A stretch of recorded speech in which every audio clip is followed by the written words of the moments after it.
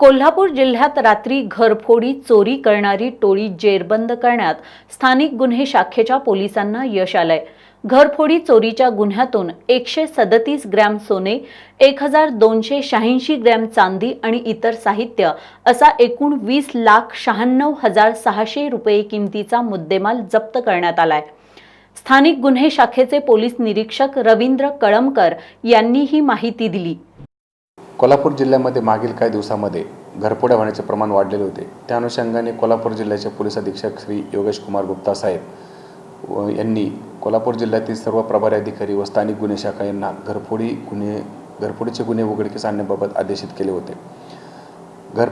Shahuwadi police Thane हद्दीमध्ये भांबवडे गावात एक घरफोडी घडली होती। त्या घरफोडीतील आरोपींबाबत शाहूवाडी पोलीस स्टेशनचे अंमलदार मुल्ला यांना गोपनीय माहिती प्राप्त झाली होती। सदरची माहिती त्यांनी स्थानिक गुन्हे शाखा यांच्याशी शेअर केली असता स्थानिक गुन्हे शाखा व शाहूवाडी उपविभागीय पोलीस अधिकारी आप्पासाहेब पवार यांच्या नेतृत्वाखाली एक टीम तयार करण्यात आली।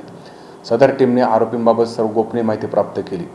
त्या आरोपींपैकी एक आरोपी हा सांगली फाटा येथे येणार असल्याची माहिती मिळाली असता सदर ठिकाणी सापळा रचला असता त्या ठिकाणी सुभाष शंकर काळे हा आरोपी स्थानिक गुन्हे शाखेला पकडण्यामध्ये यश आले।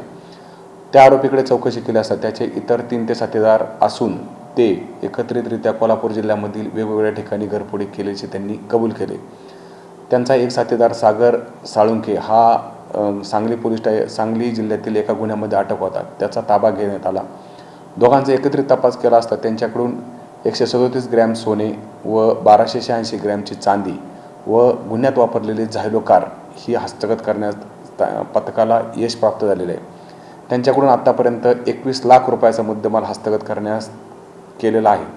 सदर आरोपी सध्या पोलीस कोठडीत असून त्यांच्याकडून आतापर्यंत शाहूवाडी पोलीस स्टेशनचे 2 गुन्हे, कागल पोलीस स्टेशनचा 1 गुन्हा, इस्पुर्लीचा 1 गुन्हा, त्याचप्रमाणे हातकणंगले पोलीस स्टेशनचे 4 गुन्हे, शिरोळ पोलीस स्टेशनचे 3 गुन्हे, वडगाव पोलीस स्टेशनचे 3 गुन्हे असे जवळजवळ 15 गुन्हे उघडकीस आणण्यात पथकाला यश प्राप्त झालेले आहेत।